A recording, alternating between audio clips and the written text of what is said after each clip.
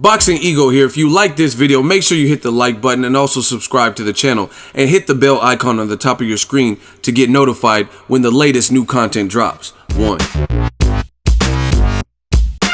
Deontay the Bronze Bomber Wilder responds to Ego of Boxing Ego regarding the Joshua fight. Stay tuned. What up, fight world? It's your boy Ego, and I'm back with some more boxing. Make sure you smash the like button. Also subscribe to the channel for the latest and greatest in boxing. If you want to become part of the gang notification gang, please hit the bell icon. Shout out to the super chat channel donations, the Venmo donations, and the Patreon family. We working now. The fight we all want to see, heavyweight undisputed history, has been done since Lennox Lewis, and it'd be great to see it again in the heavyweight division. Now, I posted a video. It was a Ego meme on Instagram. Follow me at Boxing Ego. And Deontay Wilder commented on the video. It was basically the scene from Rush Hour. And remember when Chris Tucker was like, $50 million? Man, what you think you got? Chelsea Clinton? Chelsea Carter? Kelsey Grammer? And underneath that, under his verified page, Deontay the Bronze Bomber Wilder, he posted this. These idiots going to be sick in the aftermath. They are so dumb to think we are doing a PR stunt. Only in boxing. So he's saying this ain't no PR stunt. He said they're absolutely serious about the deal. Listen, I'm getting tired of even talking about this. Not saying I'll stop talking about it, but I'm just telling you how I feel as of recording this video. Just make the fight. You know what I'm saying? Team Joshua kept saying they wanted an offer. Why hasn't Team Wilder made them an offer? Okay, now you made them an offer. Or now they made you an offer. So that being said, it seems like that would be a good starting point. But now it's more egos involved and pissing contests and stuff like that. Oh, why should I accept if we don't know the full terms? Listen, some people are acting like this is something bigger. This is simple business. Nobody is asking Anthony Joshua or Eddie Hearn to simply sign on the dotted line without reading through a contract, and they have no idea what they're signing to. Like just a complete blind contract that could have them doing a handstand on their ring walk and all this extra shit. That would be idiotic, right?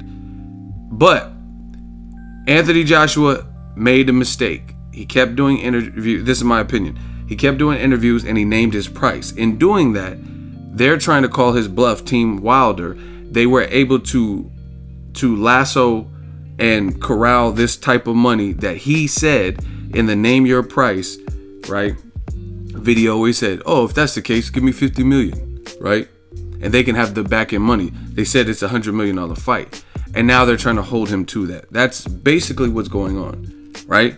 And all Team Wilder wants is Team Joshua to acknowledge the basis of the deal.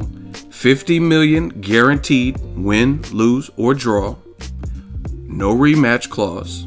You would be coming, since we gathered the money and we made the offer, the counter offer, come to America. We haven't disclosed the venue, but it would be between the months of September and December 2018. So you have plenty of time to train, so that's not an issue. It's the heavyweight division, so there's no need for any kind of weight stipulations or rehydration clauses, anything like that. And let's get this deal rocking. But if you will not agree to the finest and most important detail, which is usually in a contract, a fight of this magnitude, the money, then we have no reason to meet up and shoot the breeze and talk about, hey, let it marinate, we'll fight Povetkin, you guys fight Brazil. That's what they're trying to avoid. That's what it really feels like. They're trying to avoid that scenario.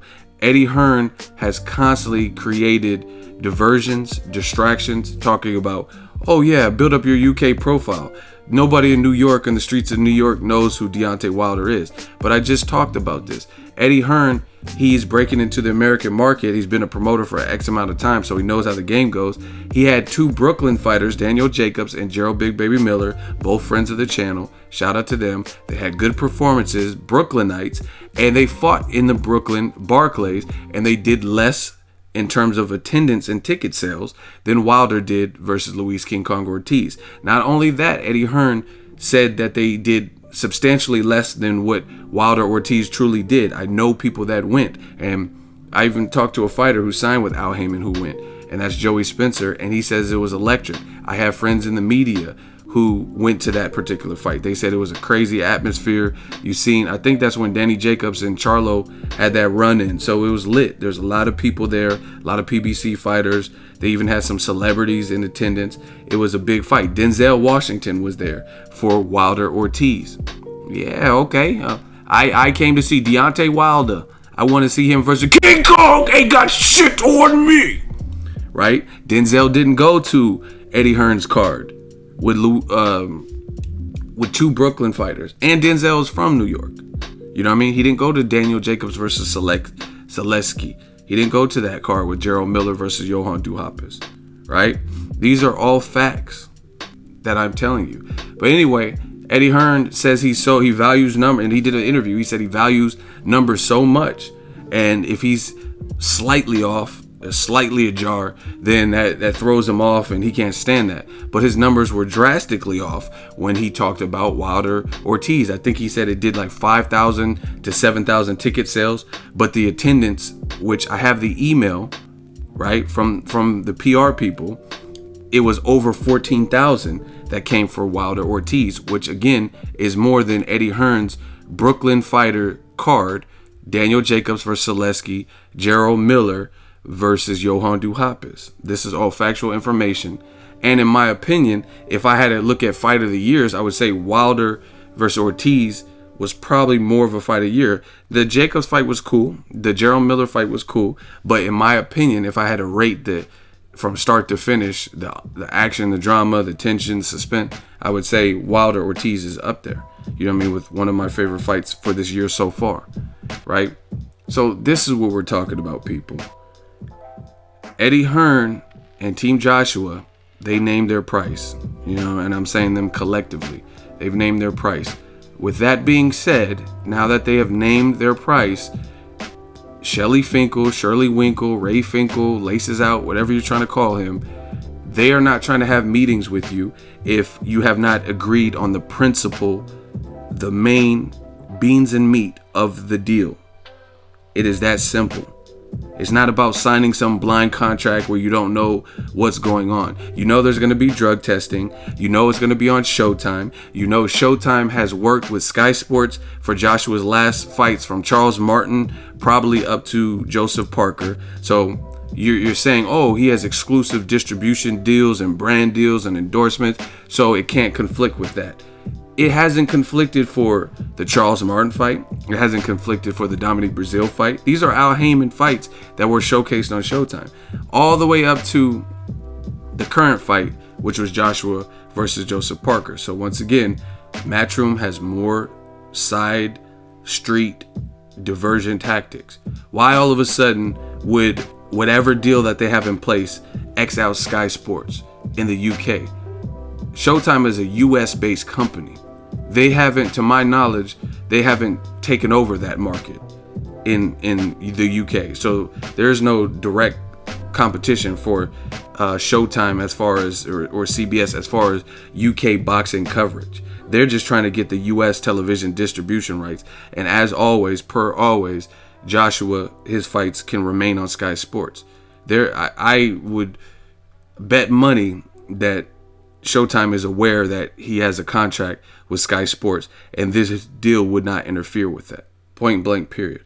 But once again, Eddie Hearn is trying to mislead the fans into believing that the deal is Team Wilder wants them to just sign some blind contract without knowing any of the details. But I just went over it. You know the basis of the contract. You have the skeleton at the bare bones minimum. No pun intended, but you have the skeleton, the foundation of the contract. And in fact, you have the hardest part of most contracts. See, Wilder did not want to fight Joshua for a 12.5 million flat rate. He even the next day after he got that offer, he went on Instagram and he was like, they obviously don't want to fight me. They're fearful of me, because he felt disrespected by the offer. So that's why he didn't want Eddie Hearn and Matchroom's initial offer, because the money was too low. But this is the money that Joshua said he would take this fight for. So now that that's out of the way, plus get 50% of the back end money, you know what I mean, you're doing a 50-50 split, then he's set. You know what I mean? That's, to me, that is proper compensation for a fight like this, right? You're at the win, lose, or draw, you're getting 50 million. And if this is a masterpiece and a commercial critical success, Avengers, Infinity War, Black Panther type numbers in the opening weekend or whatever, the ratings, Nielsen reports, then you're making even more than that, period. So let's bring this back into focus, people. And that's the situation when it comes to this. So Wilder says it's not a PR stunt. I don't think it's a PR stunt. And again, there are easy ways to prove this. If Eddie Hearn doesn't believe the funds are available, then show us receipts, show us that you contacted the bank and the funds aren't available. They lied to you, right? Because that would be a hell of a publicity stunt.